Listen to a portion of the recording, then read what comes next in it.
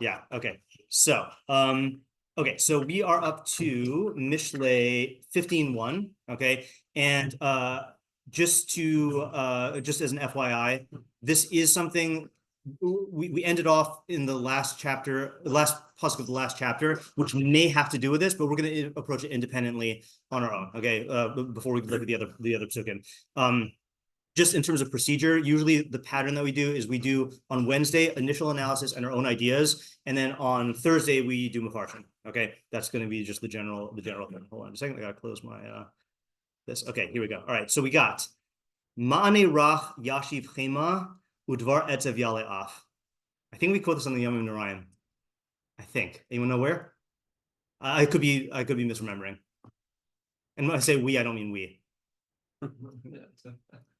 I think the Shot says this in the tefillah before he does the musaf or whatever. In Hineni, yeah, I think so, but we could check on that. I'm sorry, just Elul is on my mind. Okay, yeah. So how would we translate this as initial translation? Soft word relieve anger. Okay, a soft ma'aneh response. Yeah, soft response. How do you say alleviate? I said relieve.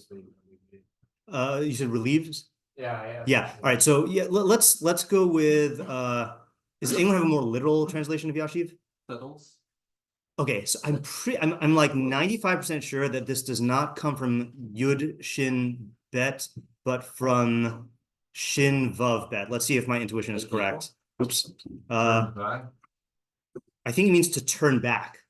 Let's see. Yeah, to turn back from Shuv. Okay. Yeah. So let's go with that for now. So soft response turns back anger. I'll have more packets for tomorrow. Okay, Bli Neder. But all right. So soft response turns back. How did you translate Chema? Anger. Okay. All right. So we'll translate as anger provisionally right now. Udvar etzev yale'ah. This is a harder one to translate here. Harsh. Okay. So that's what you would expect because it's the opposite of soft. Yeah. Where do you know etzev from? Atzuv is sad. Atzuv is sad. Yeah. But yeah. So how do you translate it there? In fact, I think it appears like 3 times in that parak. Let's just check out really quickly here. Yeah, the Etzev Tel Dibanim and Be'itzavon Tochelena. Let's see, Etzev. Okay. Yeah. El Ishich Amar Harbe Arbe Itzvonech Beheronech. The Etzev Tel Dibanim. That's for Chava, and then for Adam it is Aruha Dalam Bobracha Be'itzavon Tochelena. I translate Etzev Itzavon here because I don't think sadness is really the right. I know we translate sadness. Say again. I heard Rebbe translate as depression. Oh well, Rebbe said no. I'm just kidding. No, yeah, depression. Yeah. So in context, then it might mean depression. But if you had to I don't know. All right, let's use the B2B. Pain. Okay, I would have also said like affliction or something like that. So in pain. So let's just translate it as pain for now. So but a devar etzev. How do you translate devar etzev? A painful thing. A painful thing, or what? Probably word here is going to be the primary one because we're talking about speech. So painful word. I'll say thing, statement. Okay. Yale'ach. Raises anger. Yeah. And now that we have the word af, which I think is more commonly translated as anger, I think we need something else for chema. Wrath. Yeah, let's say wrath. Okay. Okay. So this is our working translation. Now, just to clarify procedure here for those who have not learned Mishlei with me before. Yeah. I just want to make one point that you translated the vav and udvar as but. Oh yeah. Also just be and. Okay. So this is a deliberate ambiguity in Mishlei, which is that, like I'd say, the most psukim of the standard style have a vav separating the two halves, and most of the time, and this is said by all the meforshim, most of the time they're opposites. So I default to but unless I have a reason to think it's and. But you're right, both of them could be. The reason I know that, but yeah. Looking at this, it seems like that might not be the case. I mean, Okay, I mean, just looked at it. So yeah, all right. We'll put that as a question. The reason why I translated it this way is because it sounds like there is anger in both halves of the pasuk in some form, and the first half is like getting rid of it, and the second half is raising it. So that's why I'm going with a but for now. I was going to say procedurally, what we do is we translate the pasuk on our own. Then we go through what I call the minimalist meforshim and translators, which is the Metzudas ציון, the Targum of Saadia Gaon. Okay, Saadia Gaon did something called the Tafsir, which is the translation of the Tanakh into Judeo-Arabic, which is kind of like the Targum Onkelos, and then we have Kafech, who translated it back into Hebrew, so we get to see the nuances. And then we have the Targum Ksuvim, which I don't know who wrote the Targum Ksuvim. I don't know if we know who wrote the Targum Ksuvim. It's not Onkelos. So we do those, and then we do usually 3 English translations, and then we kind of like decide on what we're going to work on. So we have Mitzus Tziyun, who says, Mane is milashon anya uteshuva, so a response. Okay, so I think that, hold on just a second here. I just want to save this as analysis notes. Yeah, Moshe. You can see my. I'm a teacher. I can see everywhere. Um, Balachta b'drachav, Eini Hashem b'chol. Yeah. Yeah. You say Targum Rasag, is that? I mean, I assume he wrote it in Judeo. Yeah, he wrote in Judeo-Arabic. Kafach. Translation over there. Yeah, this is a Kafach translation. Yeah. Okay. So the Targum of Sadigon says V'hadvarim hakashim ma'alim es ha'af. Okay, so he translates the second half. First half apparently he translates the same. He said dvar etzev as harsh statements, which is how Eli translated it. Okay, because intuitively it's the opposite of soft statements. Ma'alim es ha'af. Okay, now ma'alim is weird, right? How do you translate ma'alim? So I also translate it as elevate because I assume it's like a yale. It's got to be, right? What's the other possibility for just the word ma'alim? Hide, yeah, right? I don't think that would make any sense, right? That doesn't make any sense at all. So he's just pluralizing it because it's you know, he translated the first part as plural. So harsh statements raise the anger. Okay. Targum Ksuvim says milsa rechichta mahapcha chemta. Oh, so that's interesting. So how would you translate that? For all you Aramaic speakers out there. Yeah. A soft word over, yeah. So I would use just a stronger, I mean, you could say overturns. Yeah, let's say overturns or reverses. Yeah, okay, or reverses wrath. Umilsa da aziza, maska rugza. Maska is just to elevate and rogiz is anger, but what's azuz? Say again? Yeah, brazen, right? Okay, yeah. So, and a brazen statement elevates anger. Okay. So then we got art scroll. A gentle reply turns away wrath, but a galling. Oh, sorry. Yeah, I just had to. Again, I was going over this with a 10th grader, so I don't think most people know what galling is. I also didn't know. Like, all I know is people saying, "How could you have the gall to do this?" And it probably comes from the gall bladder. But yeah, galling is like a annoying word, incites anger. Refers to as a gentle answer, appeases anger. So that's kind of like what Moshe Kabbalah was saying is like to alleviate or to appease. While a vexing word aggravates wrath, and an alter says a soft answer turns back wrath, but a hurtful word stirs anger. Okay, so what we're going to do is we'll just keep these translations up here. I'm actually going to just put ours here. And actually, I'm going to go ahead and say that this is not thing. Okay, so we'll just say word or statement, because I think that's, I don't think we have a reason to say it means thing. Okay, so what are the questions and problems? And again, procedurally here, we always try to get all of the questions.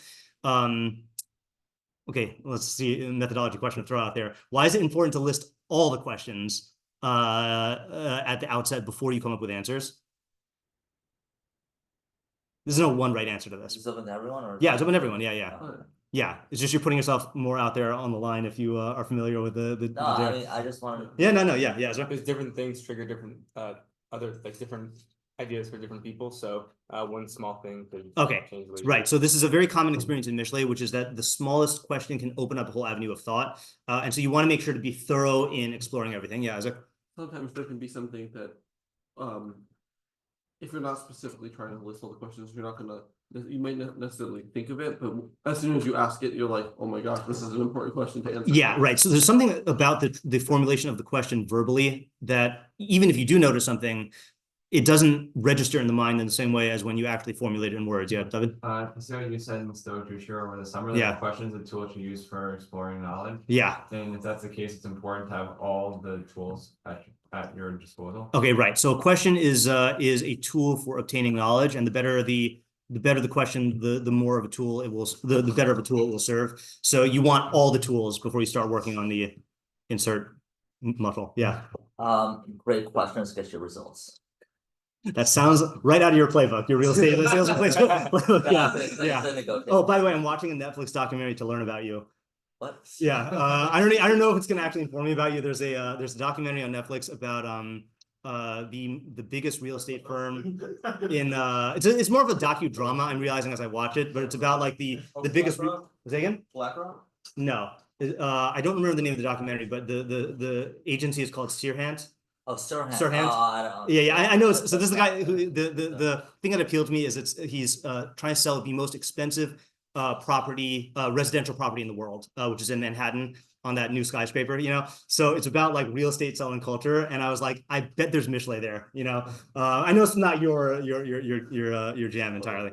Yeah. I was gonna say one more thing also, which is that the I don't know if how many of you went through this developmental stage in your Mishlei exposure. What's the rookie mistake when you first start learning Mishlei? Yeah, Sean?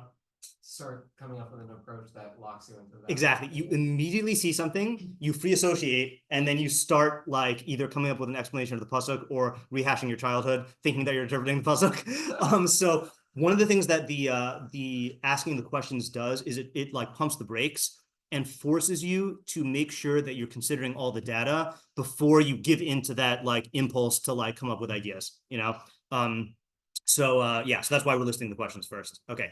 All right, questions. Yeah, Moshe. What's the context of his responsible statement?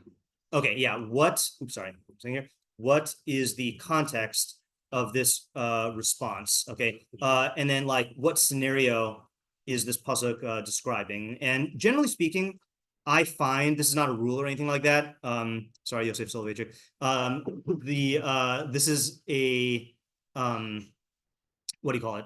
Most psukim do describe specific decision-making scenarios, and only rarely does it just talk about like life or just midos. So I always go in assuming that this is talking about not necessarily a narrow decision-making scenario, but a decision-making scenario. Yeah. Okay. Yeah, Sean. What is ma'aneh rach? Yeah. What is a ma'aneh rach? Okay, and just to be specific here, in what sense is it rach? Yeah, other Moshe. What's the difference between Sema and Yeah, what, if anything, is the difference between Hema and Ab? Okay, and just again, I'm gonna try for the first couple of shiurim, by couple I mean months, I'll probably go over a lot of methodology here, okay, just to make sure we're all on the same page. So why do I say if anything? It might be the same thing and just different words for poetic. Right. So you have a basic machlokus between I call it Ibn Ezra and Malbim, which is does Hebrew have synonyms? Okay, and does Nach use synonyms? Okay, so Malbim is of the staunch opinion that every nuance in every word is integral to the idea. And if you're someone like Malbim who has that command of Hebrew and you have all your theories, go for it, man. But almost all the other meforshim say that Hebrew uses synonyms, and like for poetic purposes, it'll switch between chema and af, and they mean the same thing. So my approach that I take with this is I assume that words that seem like synonyms are synonyms, but if you can, so in other words, I'm not going to lose sleep on if I don't understand the difference between chema and af. But if you can come up with an explanation that does like incorporate the nuance, then I'm all for it. Okay. I think I thought that Mishlei would be less poetic.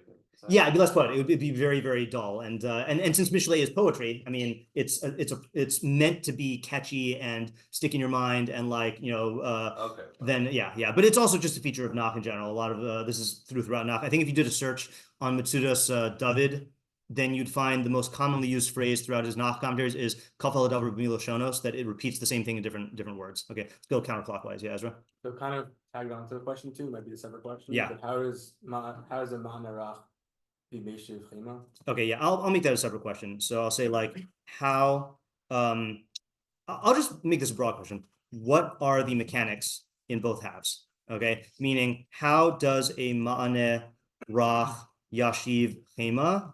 And I don't even need to type this out. Okay, fine. Right, you got the question, right? Yeah. How does each one work? David? Regarding the scenario in both halves, is this pre or post the other person getting angry? Is this pre or post the other person? Okay, yeah. So I guess I'm gonna tack that onto the scenario question here. Okay, which is when in this interaction does this pasuk apply? Before or after the person gets angry? Yeah, who was next? Yeah. No. Okay, Isaac. So adding on to question 2. Yeah. What is it a response to? Okay, right. Yeah, actually, you know what? Yeah, I will make that a separate question. I'll just say, what is rach?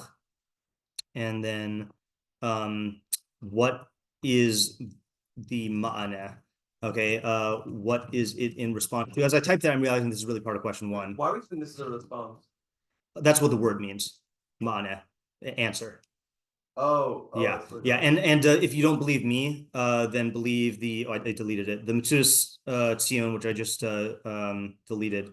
So that's Beraishit. Hold on. It's on here. Yeah, I'll just get it up here also for posterity. Okay, so the Metzudas ציון says ma'aneh is milashon ania u'teshuva. Yeah, yeah, Isaac.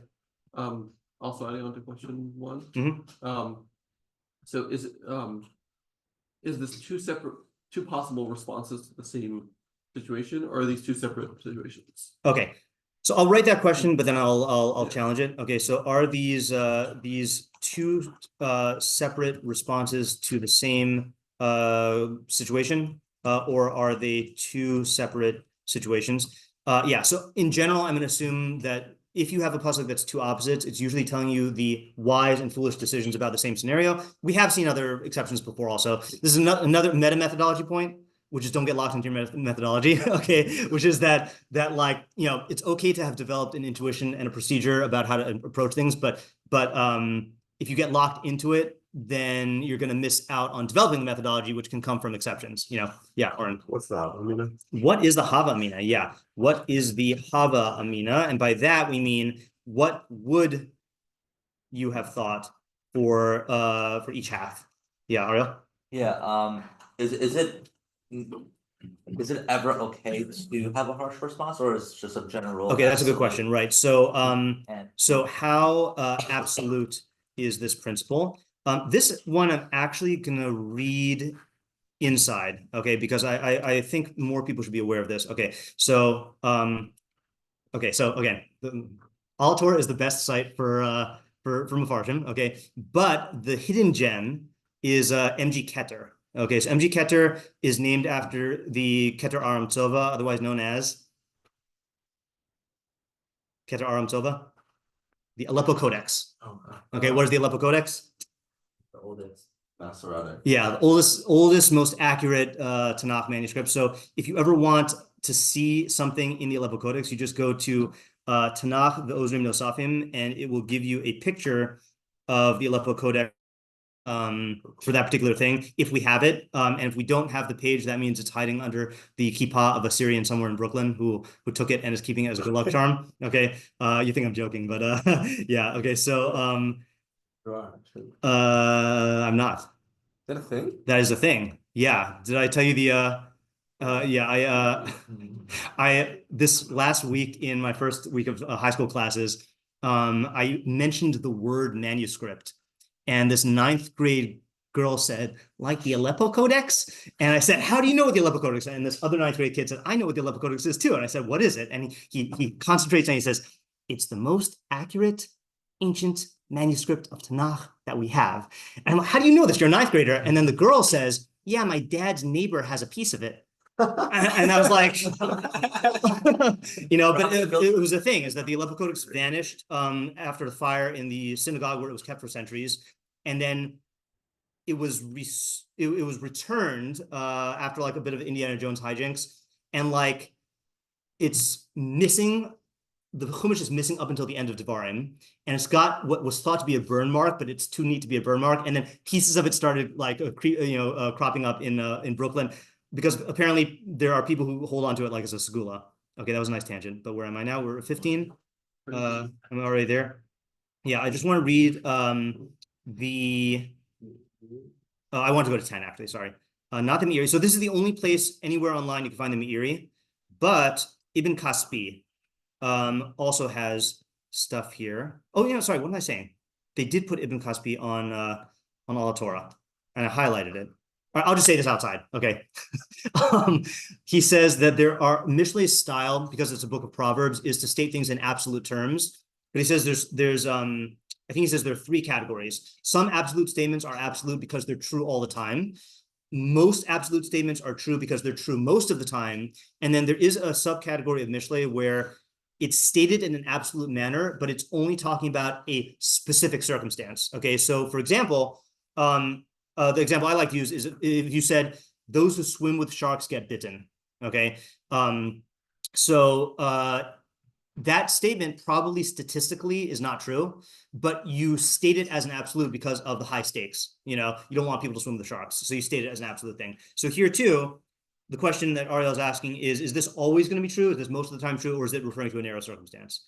Yeah. And also, like, is the wrath like is it like a justifiable wrath, or is it like a subjective type thing? Okay, yeah. You know what? I'm actually gonna have this as the beginning here.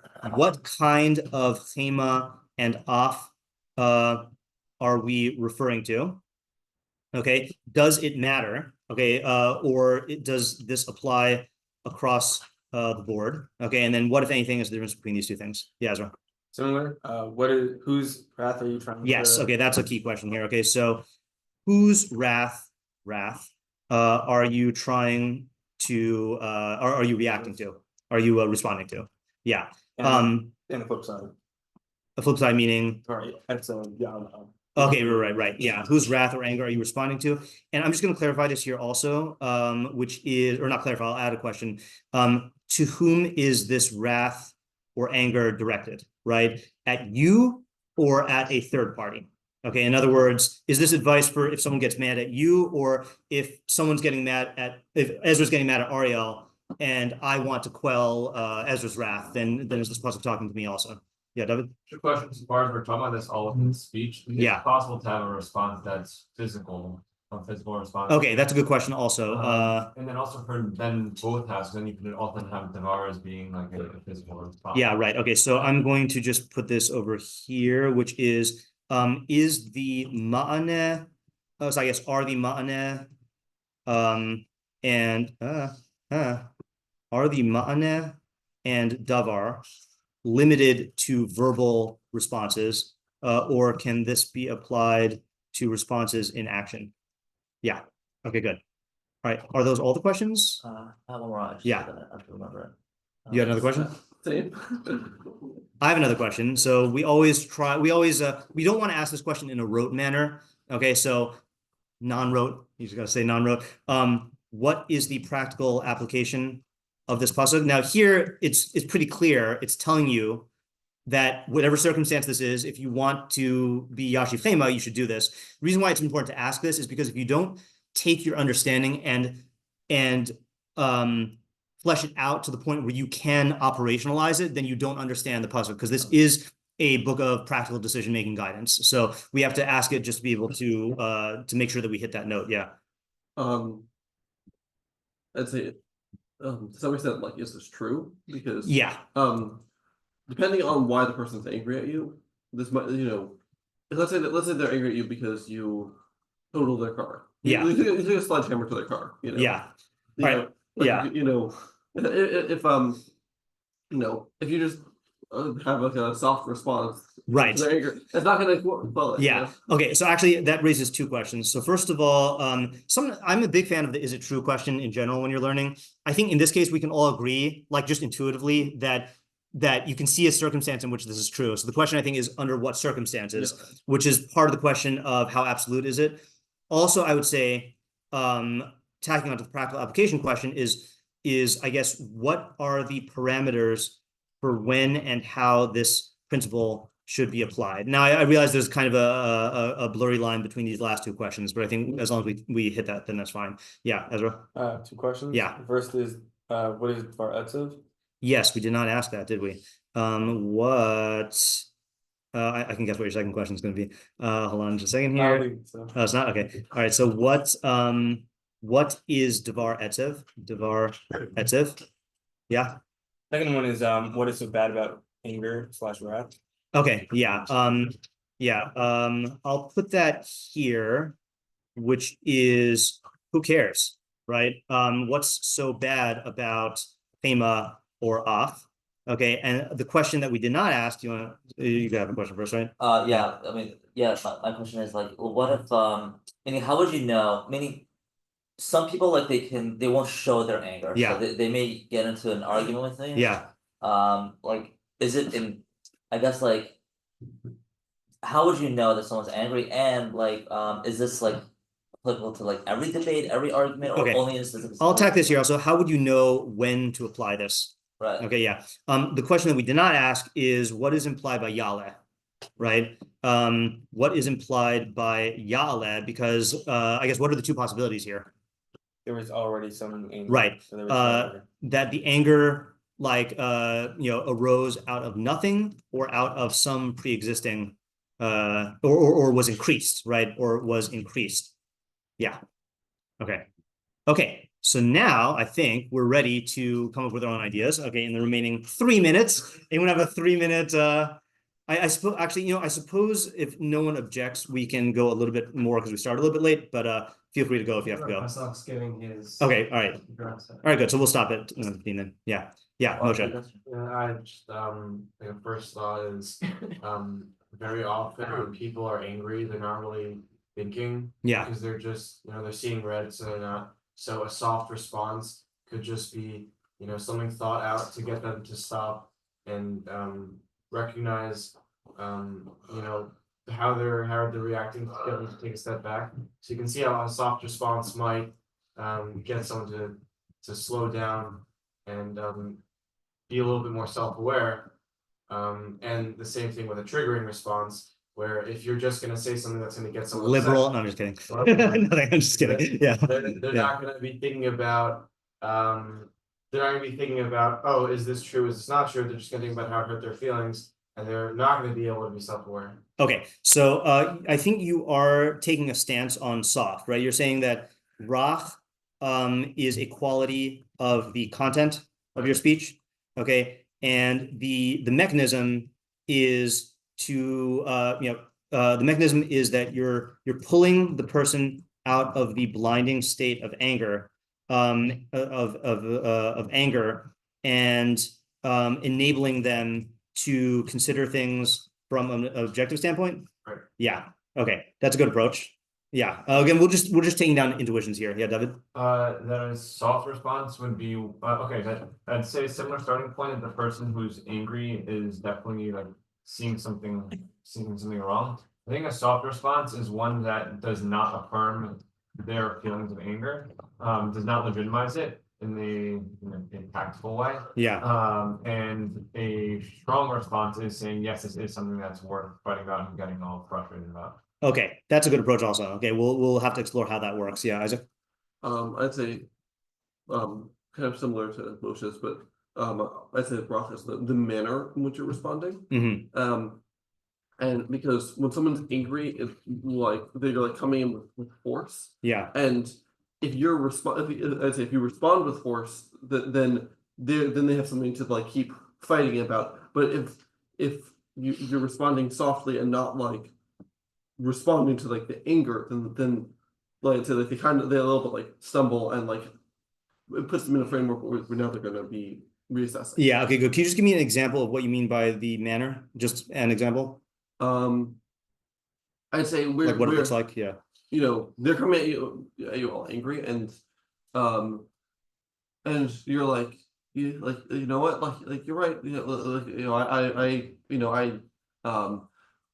I did do at least like a partial acknowledgement or. Okay, so this so you are including both content and tone. Yeah. Okay, right, fine. So okay, that's what I was trying to discern. Content and tone. Whereas a devar etzev is oppositional. Okay, last one and then we'll stop for today. Yeah, I want to say that the Chodesh of the pasuk is going to teach you about the mindset of the individual who has a soft response in relation to someone who gives a painful response. Okay, so the subject is that's interesting. I like that approach. That's not one that I thought of. Subject of the pasuk is the mindset of the responder. How he views the world versus the other. Okay. And how he can show him that how he views the world as opposed to the other guy and how he can convey that perspective. Okay, so let's let this percolate, and tomorrow, Bli Neder, we will start at 8:30 and explore some of these ideas and then go to some of our. Okay, thanks for coming. Thank you. Yeah, have a good day.